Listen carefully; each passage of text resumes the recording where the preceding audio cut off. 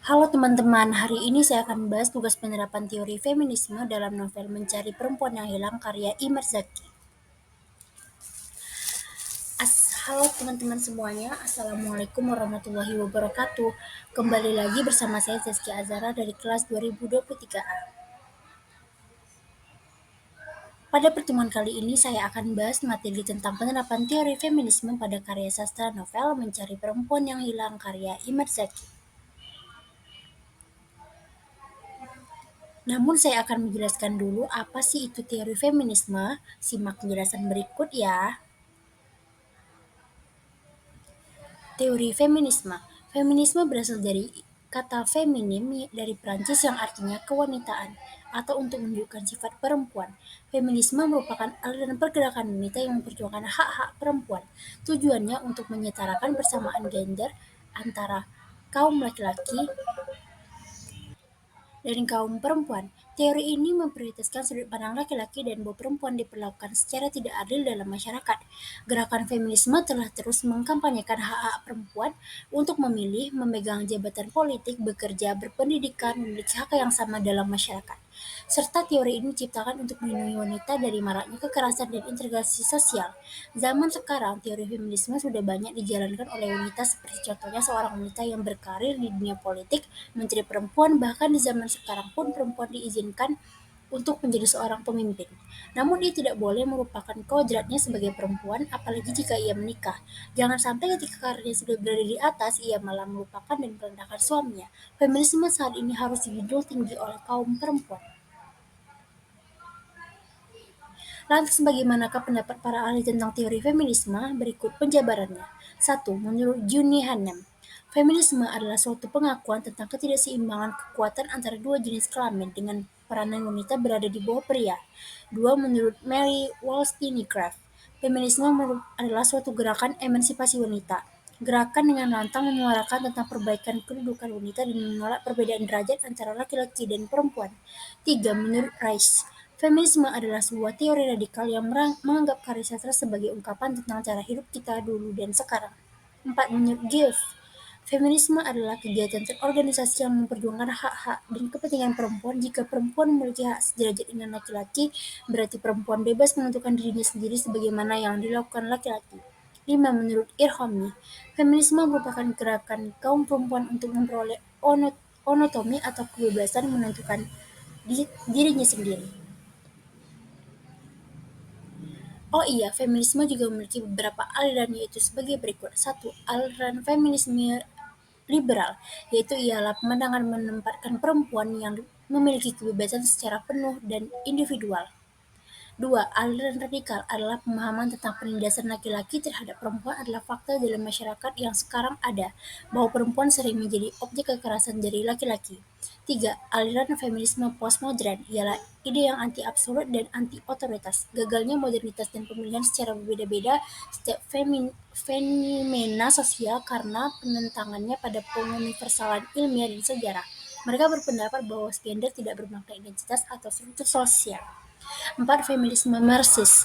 Aliran ini memandang masalah perempuan dalam kerangka kritik kapitalisme. Asumsinya bersumber bahwa penindasan perempuan berasal dari eksploitasi kelas dan cara produksi.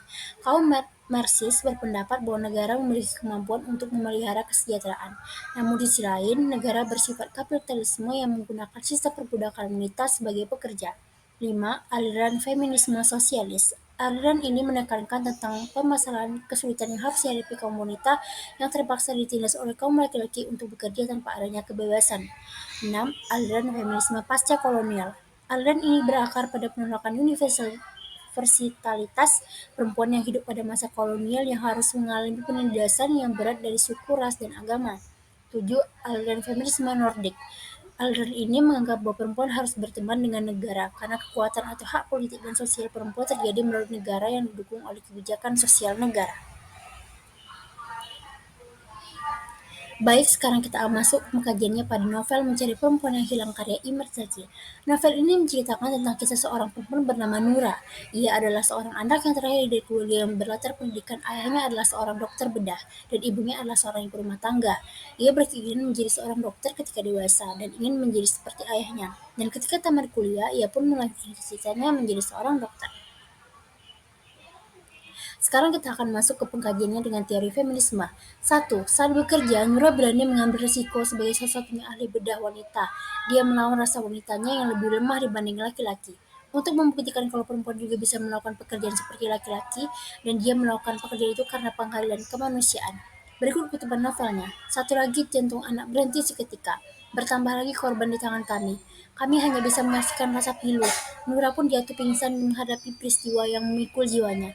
Nura adalah satu-satunya dokter perempuan yang bertugas di ruang operasi. Beberapa saat kemudian, setelah mendapat pertolongan perawat, Nura pun sadar. Dikumpulkannya semangat dan kekuatannya, lalu ia mencuci muka dan kembali bergabung untuk menolong anak-anak yang terluka parah. Dari kutipan di atas, jelaslah bahwa kaum wanita bisa juga bergabung dengan dokter laki-laki. Sebagaimana dalam realita yang ada, kebanyakan dokter itu laki-laki karena banyak sekali kelemahan wanita berhubungan dengan darah. Banyak kaum wanita merasa takut bila melihat darah, tubuh yang terluka, tubuh yang disayat. Akan tetapi, Nura di sini berani melawan rasa kewanitaannya untuk rasa sosialnya.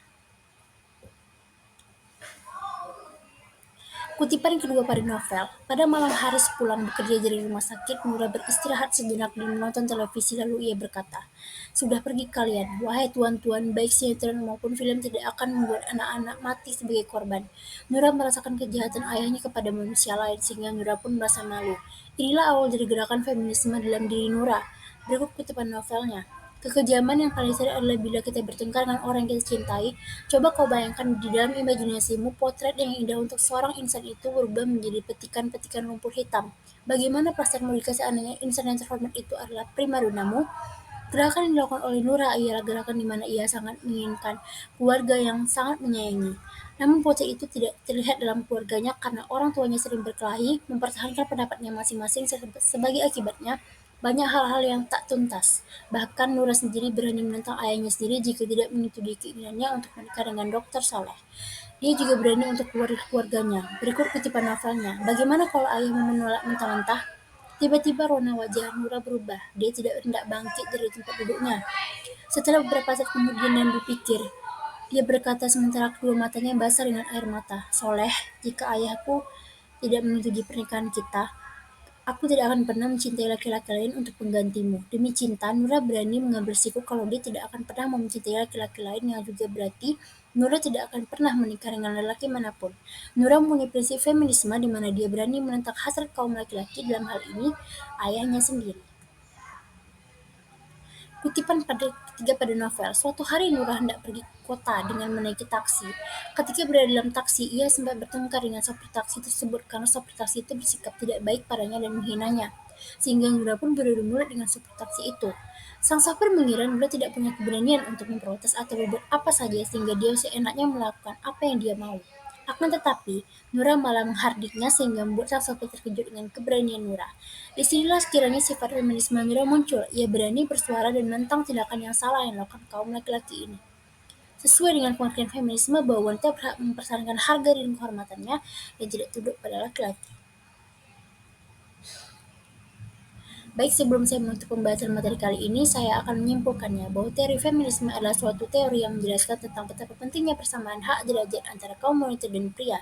Jangan sampai kaum wanita selalu merasa direndahkan dan dianggap buruk dibanding dengan kaum pria. Karena pada dasarnya wanita adalah sosok manusia yang harus disayangi dan dijaga kehormatan serta kehidupannya. Baik, sekian yang bisa saya sampaikan pada pembahasan materi kali ini. Sampai jumpa lagi teman-teman pada materi berikutnya. Wassalamualaikum warahmatullahi wabarakatuh. Audio Jungle.